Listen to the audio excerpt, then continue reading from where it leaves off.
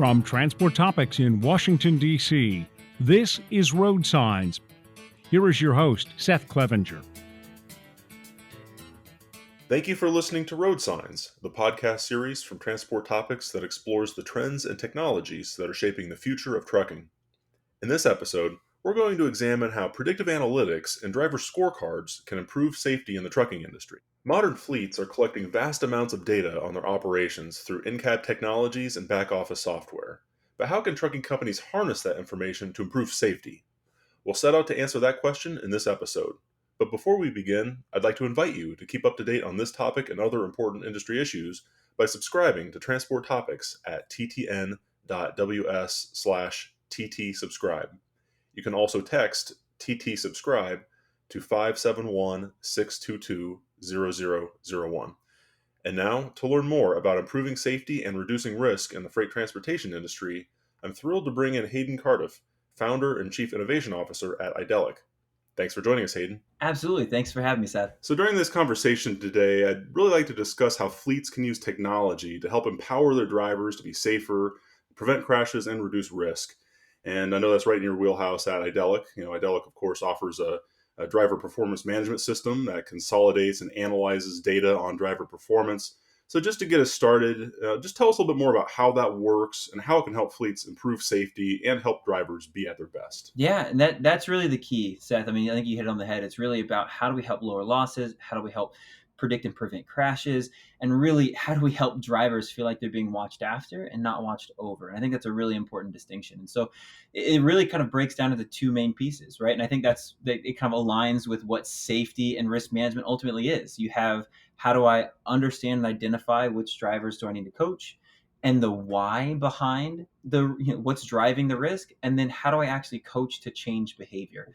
And so those are the two pieces that we really focus on, and we really help fleets leverage tools to be able to meet those needs. And it really comes down to, how do we help give you the tooling to really enable the philosophical approach of being able to leverage all of the data that you have to be able to engage with drivers at the right time in the right moments, be able to use more than just a single critical event or a single kind of category of event recorders, kind of go beyond that to be able to leverage and identify based on incidents, accidents, the FMCSA, even looking at some of the things like driver tenure and demographic and where they're running and the types of routes. Like, all those things are incredibly important.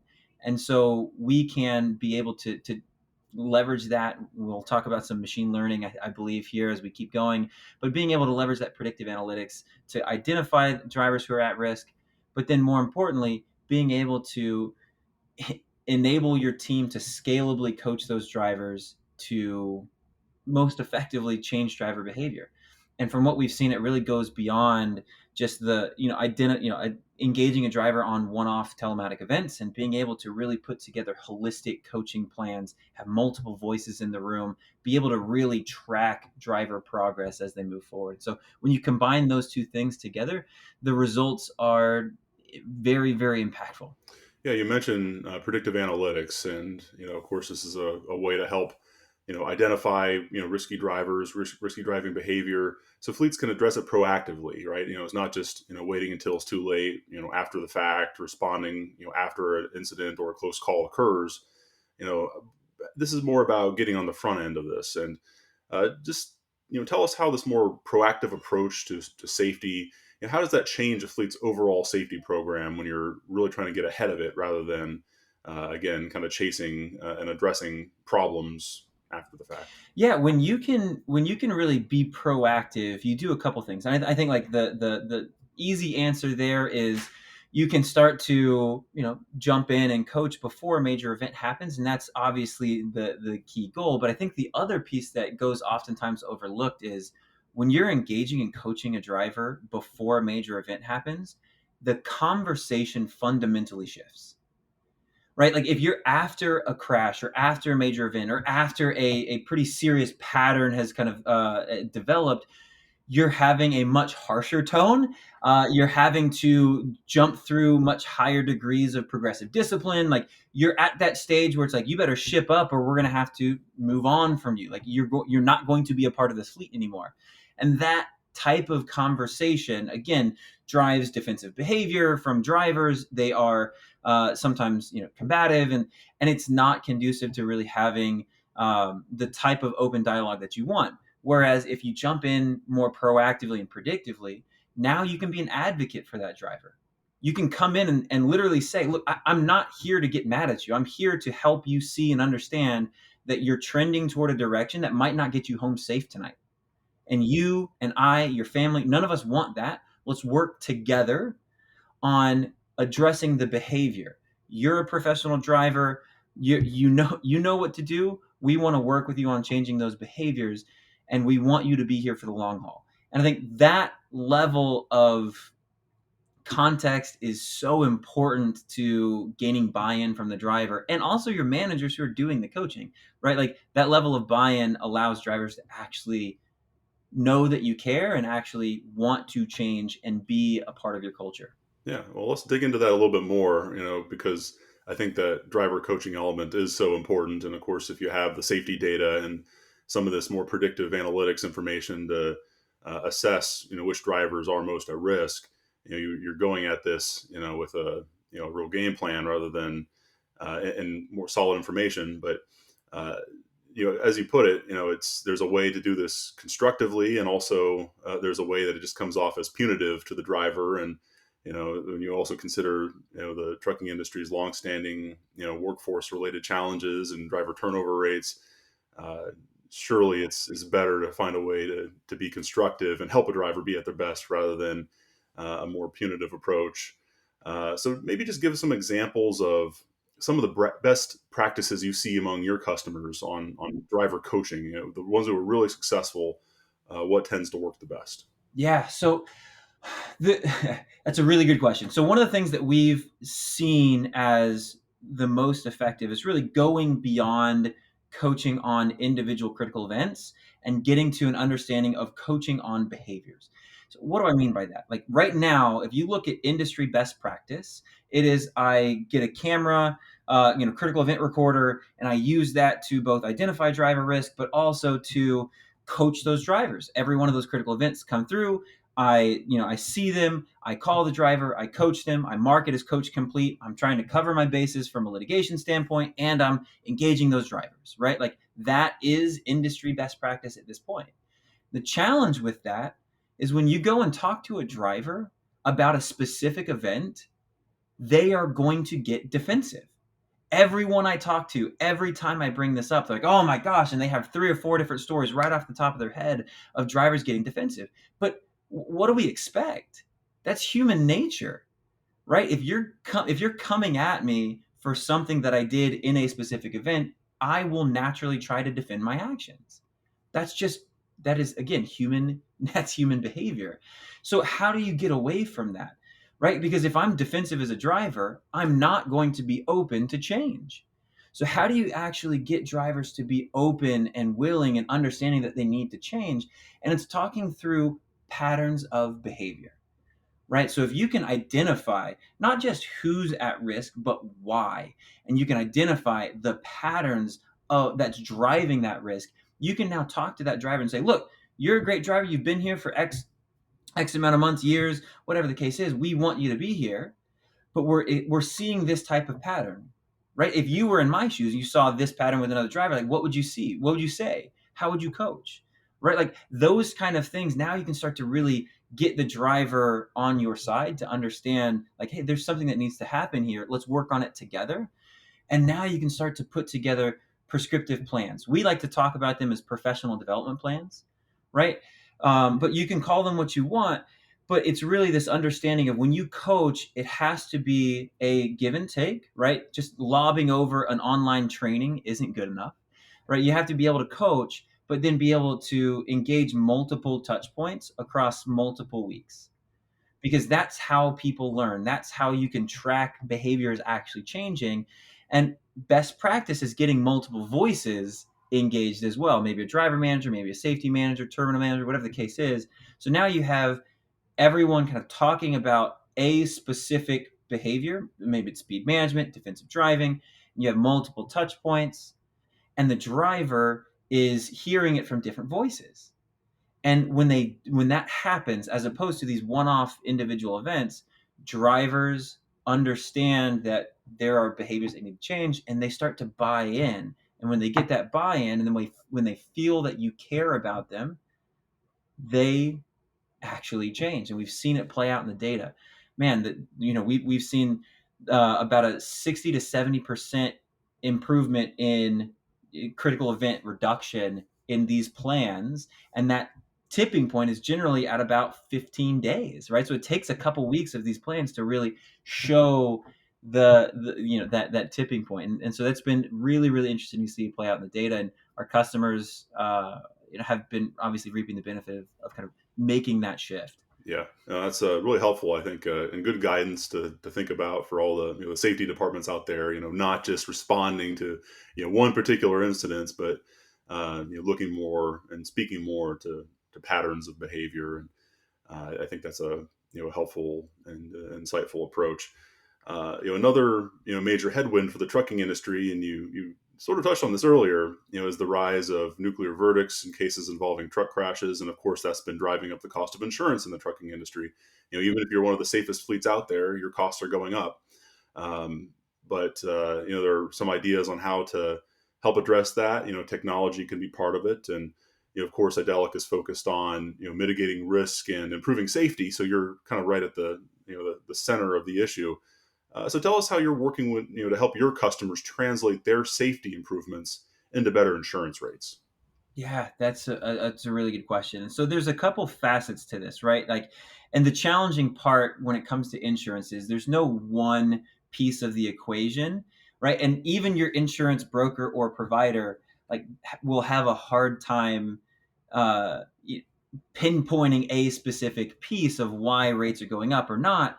But it really, I mean, it boils down to losses, right? That's what it all boils down to. Losses. I mean, driver turnovers in there. There's a lot of these different factors, but if you can improve your losses, your story, your conversation around renewals is going to be dramatically different. Now, the challenge though that we've oftentimes faced, that our customers have oftentimes faced, is I can invest in technology, I can invest in safety process and risk management, and I can see improvements from after making that investment. But the challenge is for insurance carriers, they don't know if that is a trend and you're going to continue to improve and that's a real, there's staying power to that, or if that's a flash in the pan, it's an anomaly, you just had a good year. And so for them, because they don't know that, they have to wait 4, sometimes 5 years for this loss history to really materialize before they can give you credit for that, right? And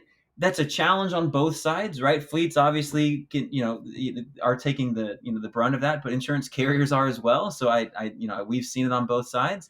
So how do you combat that? Well, being able to show not only am I improving my losses, I am improving my accident rates, but there is a programmatic approach to why that's happening, right? There is a systematic way that you're doing and driving those results. And so when you can show that programmatic approach, now you're highlighting that it's not just a flash in the pan. It's not just a good year. It's a trend. And so for us, that's, when we go in and work with our customers, it's really around working with your broker, helping to understand and highlight all of the changes and the improvements that you're making, not just from, hey, I lowered my losses, but why? Oh, well, I now have a proactive, predictive way to identify my most at-risk drivers. And it's feeding all of the data, and that's going to continue to happen. Oh, I'm also made these changes to my coaching program. I'm implementing professional development plans. I'm getting my driver managers and ops teams involved. The ones who own those relationships, are the ones engaging the drivers most frequently. I'm operationalizing safety, right? Like culture is being built. Like those are the things that help drive lower losses. And when you're doing that in a systematic way through a platform like an Idelic, for example, now you can show that off to your insurance provider and they can see and gain confidence that the losses you're seeing are going to only continue and improve year after year, not just revert back to what they were after a good year. So that's obviously one side. And then another big piece of where we've been focusing, knowing that this is a major challenge for our customers, is we've actually launched the Idelic Insurance Agency. And so for us, being able to actually go in and provide insurance products to customers who are using the Idelic Safety Suite is huge. It's a huge benefit to be able to kind of leverage for our current customer base, because we know when you use Safety Suite effectively, when you implement and apply these types of processes of identifying at-risk drivers, coaching based on the behaviors through those plans, you're going to see strong results. I mean, on average, our customers lower losses by 20% in the first year. Like, that's something that you can bank on. I mean, it's really, really impactful um, results. And so those are the kind of things that we help and aim to show ROI for our customers, especially on that insurance side. Yeah, I think that's a topic that's not going away anytime soon. Unfortunately, it's really a rising cost of doing business in trucking. So anything the industry can do, anything individual fleets can do to improve their safety profile, of course, hopefully continues to translate into some savings and mitigating at least some of the higher costs on the insurance side. I wanted to go a little bit more into data, big data. Of course, companies today have access to this massive amounts of information. That is coming from telematics systems, from other sources, IT systems across their operation. So really, the biggest challenge today is oftentimes just figuring out how to actually use that data and make sense of it all. And that's where AI and machine learning come in to help really derive insights and patterns from the data. Then hopefully you can use that information to make better business decisions and or coach your drivers, whatever the application may be. But just tell us a little bit more about how Idelic is using AI and ML today, and how do you see that expanding in the future, through the advance of technology? Yeah. So data is critical, right? But it's funny to see like the transition and shift even over the last 5 to 10 years, right? Like beforehand, I think a lot of fleets would say we didn't have enough data. Now we're drowning in it. There's just so much data available, and it's coming off of every device, every system, and it's just incredibly challenging to wrap our arms around.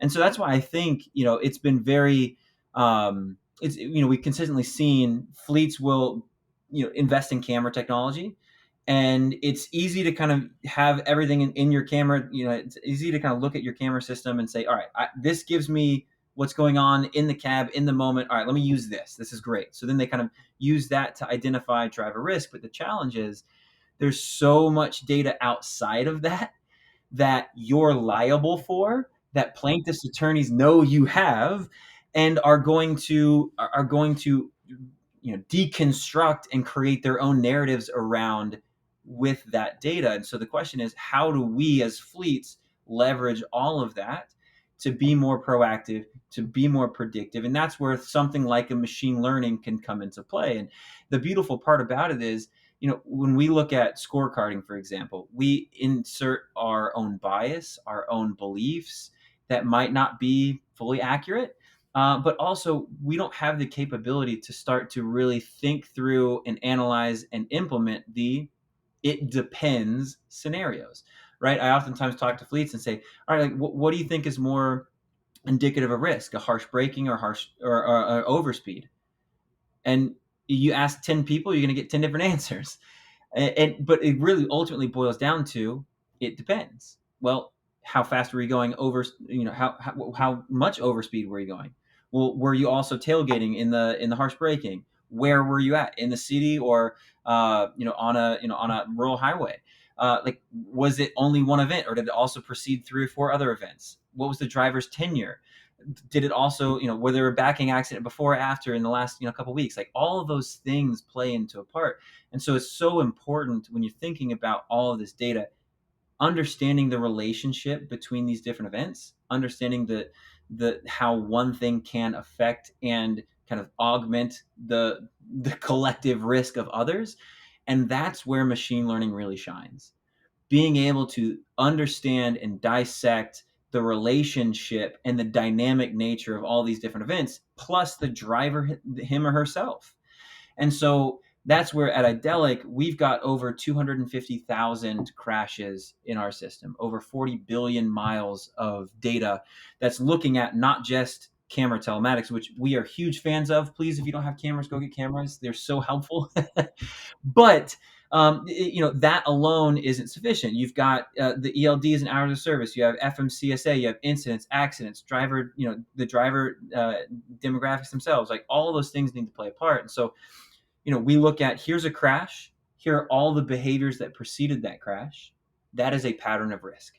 And like I said, we have over 250,000 of these patterns to now be able to run through and create these dynamic machine learning models, to where if any one of the drivers that of the fleets that we work with, we run them through that same predictive model. Now we can highlight who is matching those patterns, who is most likely to get into a crash in the next 3 months. That's kind of how we think through it. So there's enough time to coach, but not too far out in the future where it doesn't mean anything meaningful. So that machine learning piece is incredibly important, and it's only going to get more important as more data comes online, as we can continue to dissect and drill down even further into subsets, subcategories of the types of fleets, types of drivers, types of routes, being able to even get dialed in even further.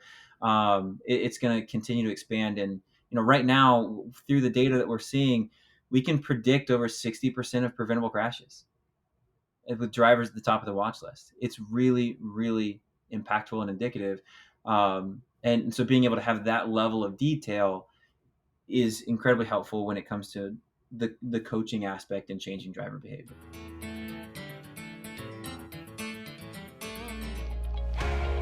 Hello, roadside listeners. Dan Ronan here from Transport Topics. I'm here to tell you about our new extended cuts of the RoadSigns podcast. If you like what you learn here, I think you're going to really love this. So what is the RoadSigns extended cut? Well, instead of ending the recording and saying our guest farewells, we're keeping our expert guests around for an extra 1 or 2 questions to gather a deeper, fuller picture of the influential topics in transportation. We capture that insight and convert it into a printable download that will help you navigate the latest trucking trends and guide your next business decision.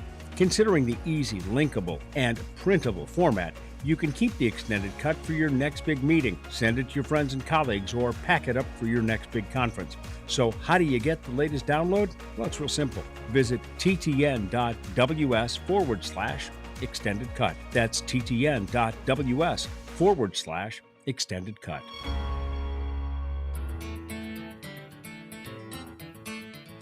Yeah, it'll be really fascinating to see this continue to develop over time. A lot of interest and focus on the future of machine learning and how it can bring about a lot of changes to lots of industries, and very much including transportation. But I know we touched on this a little bit earlier, but again, driver recruiting and driver turnover, long time pain point for the trucking industry, and technology I think can certainly be a factor in helping to address that. It's not just driver pay and lifestyle improvements. There's also maybe a factor in how you're using technology in your organization can have an impact. So maybe I'll just ask you to speak to that. How can a fleet's technology investments be a difference maker when it comes to driver recruiting and retention? Man, how much time do you have, Seth? This is a big, this is huge, and I think even just a couple years ago, the prevailing thought was, I'm losing out. I'm losing out on drivers because I'm not paying enough, or they're just drivers are chasing the next signing bonus, or they're moving because a couple cents. Like, okay, maybe here and there, but on the whole, that driver onboarding and recruiting process is just as frustrating for the drivers as it is for you. Right? Like, they don't want to hop around. They want to find a good fleet that they can grow with, that they can feel connected to and a part of their brand. And so how do you create that? Well, and knowing that the vast majority of turnover happens in the first 90 days, it's an onboarding problem. And so technology is absolutely critical to this process, but it has to enable human engagement. Right? Like, that's one of the things, like, as a technologist, as a provider and supplier of technology, we are still very, very active in saying that, look, technology is only as good as the human engagement that it facilitates and fosters. Right? So one of the things that we've seen is expectation setting and delivery is the most important thing that you can do to help retain your drivers. Drivers are going to come into your fleet with certain expectations. Whether you set them effectively or not, they have them. And so they leave because you're not meeting their expectations, right? They come in and you change the type of routes that they run or the amount of home time or whatever the case is. Like if they're not getting what they were expecting, they're going to leave because they feel like you lied to them. This isn't what they signed up for, whatever the case is. So how do you try to combat that? Right? Like a lot of our customers were really helping and guiding them to use those same professional development plan process that we facilitate for onboarding. Right? Imagine a world now where you have a system that helps to kind of automate a process where a driver manager day one calls a driver and says, "Hey, thank you so much for coming to ABC Trucking. We're so glad you're here." And they have a list of questions and talk points to kind of dive through, like, "Hey, what got you excited to come here in the first place? What are your expectations for mileage, home time, take home pay, these different pieces?" Even getting into some personal information around the driver, right? What they like, sporting, those different types of things. Now, imagine a week later, you get prompted to call this driver again. You can see, did we meet your expectations this last week? Hey, you found out the driver's wife's name Jessica. Hey, how's Jessica enjoying your transition to ABC Trucking? Like, those details matter. And I think every one of us can agree, like, yes, that would be fantastic to be able to engage with the driver at that level, have that level of communication. Even 2 weeks in, your payroll officer calls the driver and, make sure the payroll went through correctly. Like, all that's great. The question is, how do you do that? I can't do that today because it's very challenging. So being able to use technology to make that process streamlined, easy, and automated, fantastic. But it has to facilitate engagement with the driver, that human touch, so they don't feel like they're in a robo process, but they're actually talking to someone who cares about them, right? Like, but if you've got 60 drivers as driver manager, you want to care about every one of them, but it's hard. Like, I can't remember like key details for a driver just came on 2 weeks ago when I've got 58 other drivers. Like, that's hard. But when you can make that process easier for them, leveraging technology, now you can care about them again, create that culture where drivers feel like they're being watched after and not watched over. And a quick follow up to that, that conversation. Of course, telematics data and driver scorecards, can also support performance based pay programs and bonuses, or even just recognition for top performing drivers. So, from what you've seen, Hayden, how much value do you see in those types of incentive programs when it comes to driver recruiting, driver retention? Does that really make a difference? Yeah. So again, this all comes down to that culture piece, right? Like when you're driving a culture, this can be a fantastic way to augment that culture. We've seen a lot of our fleets that we work with use performance-based bonus, safety-based bonus to great success. We've also had customers who are vehemently against it because their culture is to say, we hire the best drivers, we pay you well, and that's the standard. So you should meet that standard. We're going to pay you well out of the gate. And if you're not meeting that standard, then you're not going to fit here. And so they don't necessarily bonus on top of that, right? So we've seen it work well on both sides, but I think the biggest thing that I can say is it has to fit into your overall culture, right? If your culture is to say, look, we want you here, we're excited to have you here, and we're going to incredibly incentivize good behavior and safe behavior, great. Add a safety bonus program, make it super simple, easy to attain. I think one of the biggest things is not making it binary, meaning it's not a hit or miss, but there's a level or a grade of which you can achieve, right? So if I'm halfway through a month or a quarter, whatever the period is, and I did something that would preclude me from getting the bonus, right? What am I going to do for the rest of the month or the quarter? I don't have any incentive to do the right behavior or be safe, right? So having kind of a way to get something, but not all of it, like, is really helpful to make sure drivers stay motivated. But again, like, we can talk, happy to talk offline with anyone who's interested on the best way to set up those types of programs. But we've seen those be very successful if backed by a strong culture and backed by managerial support, executive support, and other drivers who are kind of pushing the narrative of, yeah, if you do this and do it effectively, you're gonna make all kind of money. It's gonna be great. And I like the sort of the broader conversation about safety culture, because you talk to safety directors at some of the safest fleets out there, and yes, oftentimes what they really point to, and companies really trying to instill that safety culture, and everyone in the organization, not just the drivers but the whole organization top down. As a technology supplier for the industry, maybe just tell us a little bit more about how you can fit into your customer safety programs, which are different from company to company, and enhance those efforts and really kind of become a part of that program. Yeah. Again, like every fleet is going to have their own flavor, their own initiatives and priorities, and how they engage. Like the operations are going to be different, so it's really important as a supplier, as a partner, to be able to kind of fit down into the specifics of how different fleets run and operate, but also kind of balance that out with, hey, like what are best practices? What are we seeing that works really well with other customers?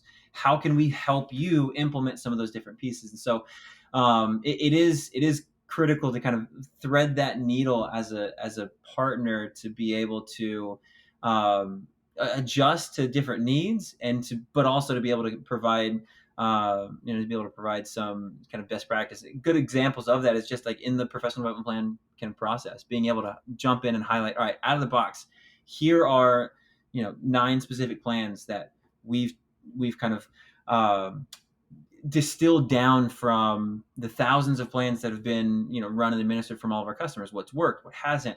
So kind of giving that out of the box, but then also being able to have flexibility in the platform to say, okay, well, if this number of tasks doesn't work for you, let's trim that down. Or hey, you can't, you're over the road, you can't do a ride along. Great, we'll switch that out with this type of online training. Whatever the case is, being able to have flexibility in the program and the platform itself, to kind of drop down into the needs of what customers have and what they operate with, but also being able to come in and say, hey, I know you're doing this today, but let me walk you through what others are doing, what we've seen work really well. Hey, have you thought about this?